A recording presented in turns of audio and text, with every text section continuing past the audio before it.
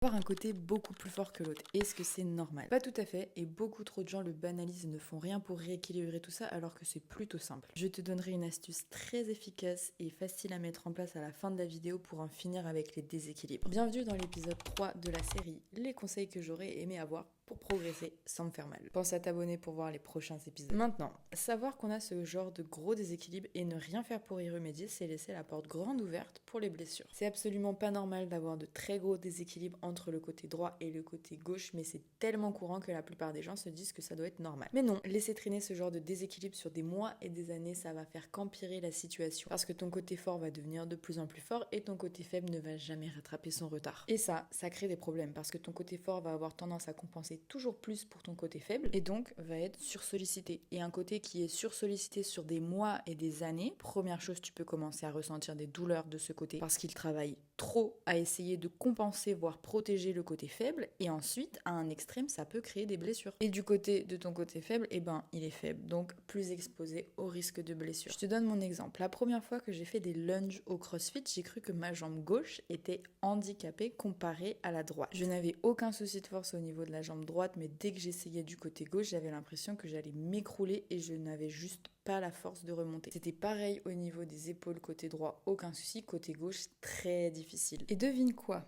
Mes deux premières blessures étaient à l'épaule gauche et au genou gauche. C'est très courant d'avoir un côté plus fort que l'autre parce que généralement tu es droitier ou gaucher, donc dans ta vie de tous les jours tu vas être plus à l'aise de faire certains mouvements d'un côté ou de l'autre, et du coup ça te crée un côté qui est plus à l'aise et plus fort que l'autre. Mais l'astuce pour rééquilibrer tout ça progressivement sans t'entraîner plus, c'est que tous les exercices en unilatéral, tu commences par ton côté le plus faible. Comme ça tu as un petit peu plus d'énergie et d'attention à mettre de ce côté plus faible, et fait sur plusieurs mois, ça fait une vraie différence. Tu pourras aussi de temps en temps faire une répétition de plus de ton côté faible ou une répétition de moins de ton côté fort, et accepte pendant ces mois de rééquilibrage d'adapter la charge à ton facteur limitant. Tu as mis des mois et des années à te créer ces déséquilibres. Ça mettra aussi un peu de temps à se rééquilibrer, mais prends cette habitude et ce ne sera plus qu'une question de temps.